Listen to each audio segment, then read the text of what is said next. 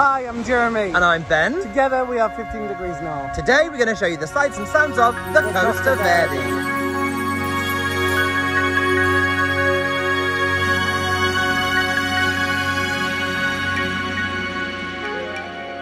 The Costa Verde, or Green Coast, is a strip of Atlantic coastline in Brazil that spans between Rio de Janeiro and Sao Paulo. A premier holiday destination for Brazilians, it consists of golden beaches and numerous tropical islands, typifying the image of Brazilian luxury. The most famous spot in the region is Ilha Grande, which is where we knew we needed to head. There are many transfer companies that will take you across a short stretch of sea, most of which operate from the port of Angra dos Reis. The crossing takes approximately an hour. You arrive in Abrão, the island's only town, and you're struck immediately not just by the island's natural beauty, but also its complete absence of cars or roads.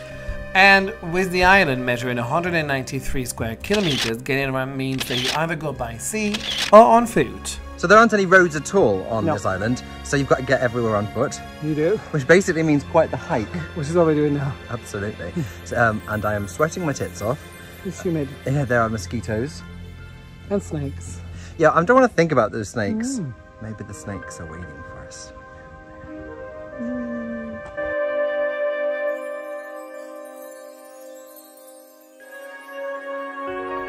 Trekking through the jungle is quite an experience, especially because it's decidedly not flat. You get to see a wealth of flora and fauna, including monkeys, birds, very large spiders, and, well, snakes. Well, we saw one snake, but let's just say she wasn't small.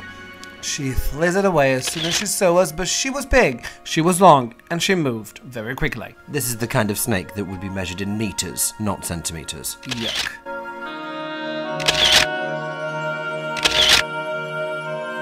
Well, I guess you can call me Jérémy of the jungle.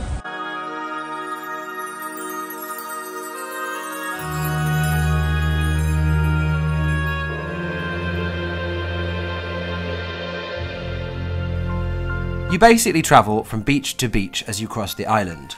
All of the beaches facing the mainland are calm, quiet and cute. With trailing palms quietly lapping waves and boats bobbing in the bay, this is the kind of picture-perfect tropical islands that you see in the movies.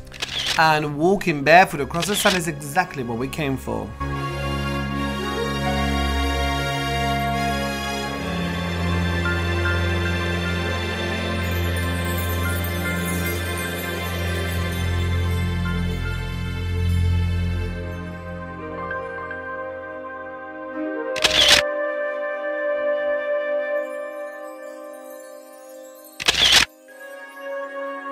The beaches on the other side of the island are somewhat different, however.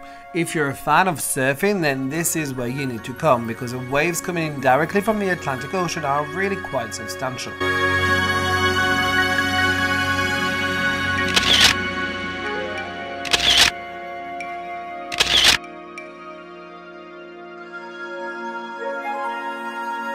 Wind, wave and sand. What more do you want from a beach?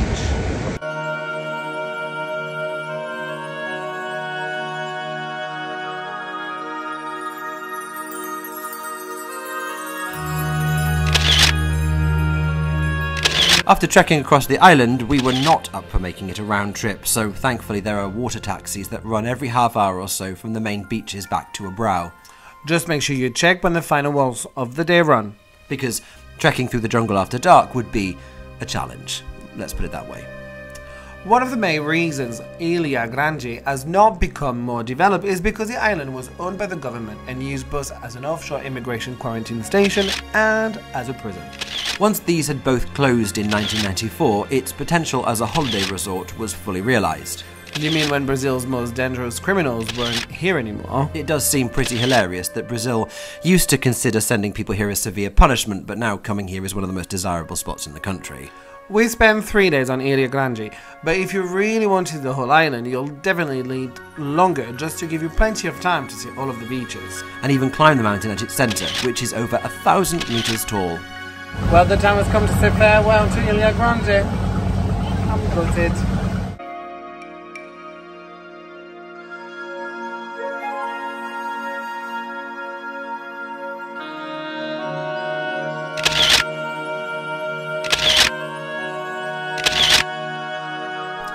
back on the mainland, and we're really excited to visit Paraty. In the late 17th century, the sleepy Portuguese colonial village suddenly boomed following the discovery of gold in the mountains inland from the town. Swiftly becoming the port for this industry, a town grew quickly on a grid system which is mostly unchanged today. So, why did the gold rush boom end? Pirates. No, really. Was it fluctuating markets, innovations in trade, the gold itself dried up? It was pirates. Seriously. Go on. Well, the beaches and coves of the Costa Verde were home to some of the world's most notorious pirates, and the ships, laden with gold and bound for Rio, were often attacked by pirates and their booty stolen. So, all the talk of pirates on tropical islands with buried treasure... That's it. So, why didn't we go digging for gold on Ilha Grande then? You really think that out of the 400 islands and 2 southern beaches of the Costa Verde, the pirates would have chosen the island literally named Big Island to hide their stolen treasure? Well, it was worth having a look at least.